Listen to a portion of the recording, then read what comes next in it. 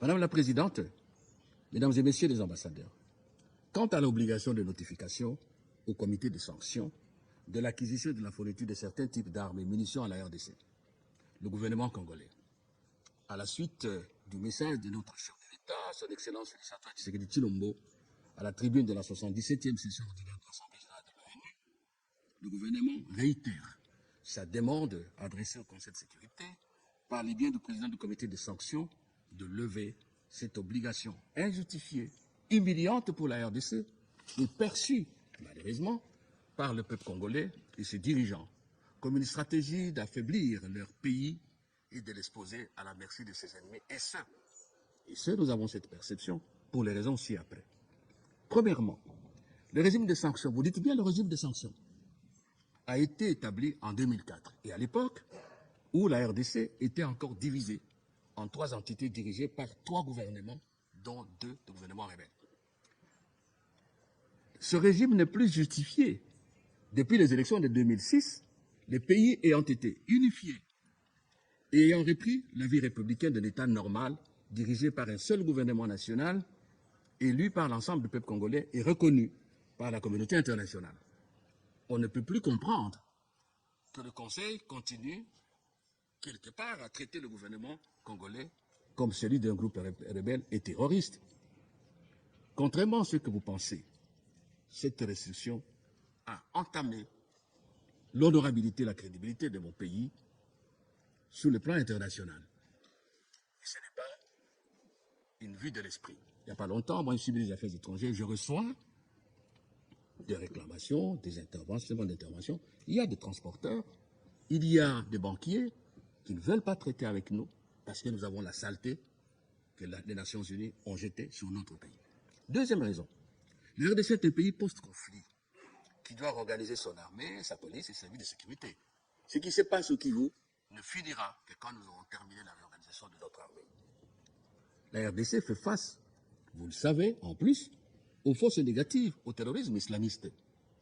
Elle ne peut pas réussir cette réorganisation ni éradiquer le terrorisme sans avoir la liberté et la facilité de doter ses forces de défense et de sécurité des équipements performants pour accomplir ses missions régaliennes. Aucun État à sa place ne ferait le contraire.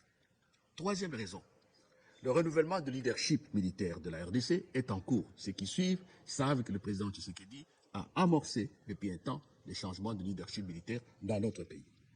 Il n'est pas fondé, il n'est pas juste d'imputer au nouveau chef de la RDC les défauts et les fautes prêtées à leurs prédécesseurs accusés de collaborer avec les groupes armés.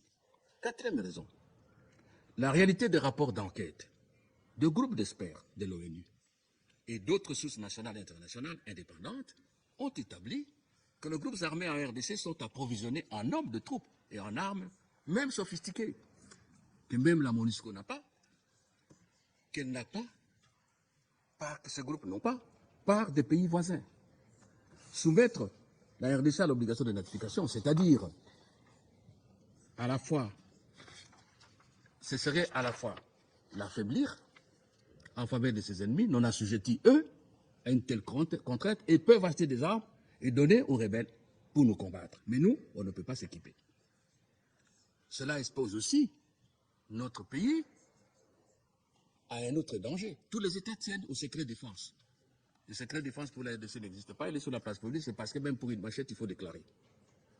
Cinquième raison, la RDC est en guerre dressée, même à travers les fournisseurs, des entraves à la montée en puissance de son armée, notamment avec du matériel de guerre performant, c'est l'affaiblir et la livrer en pâture à ses ennemis. Sixièmement, la RDC n'est ni fabricant, ni importateur des armes nucléaires, chimiques ou de destruction massive pour qu'on puisse justifier sa mise sous haute surveillance des Nations Unies. Septième raison, et c'est important, des mécanismes ont été créés au niveau régional dans le cadre du processus de Nairobi et de Luanda et sont déjà opérationnels. Mécanisme ad hoc de vérification, ça existe avec les Angolais. La force régionale de la communauté africaine de l'Est existe pour neutraliser tous les groupes armés en RDC. Si le Conseil de sécurité estime que le système actuel de notification n'empêche pas la RDC de s'équiper, de se réorganiser. Pourquoi alors le maintenir? À quoi sert-il? On parle des sanctions. Pourquoi sommes-nous sanctionnés?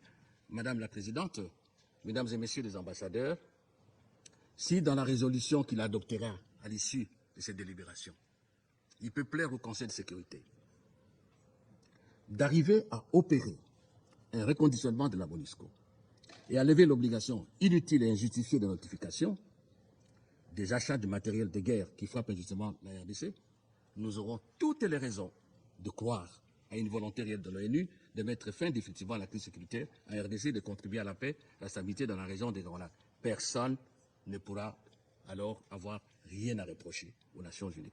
Il est nécessaire d'adopter une résolution d'apaisement plutôt que de surenchère. Je vais terminer. C'est le moment aussi de renouveler l'appel du Conseil de sécurité aux bailleurs de fonds bilatéraux et multilatéraux d'honorer leurs engagements à financer le programme de désarmement, démobilisation et relèvement communautaire et stabilisation afin de réaliser ce programme nécessaire à la réinsertion sociale des anciens combattants des groupes armés. Ce qui s'est passé à Nairobi, on en a parlé, je n'y reviens plus. Et je termine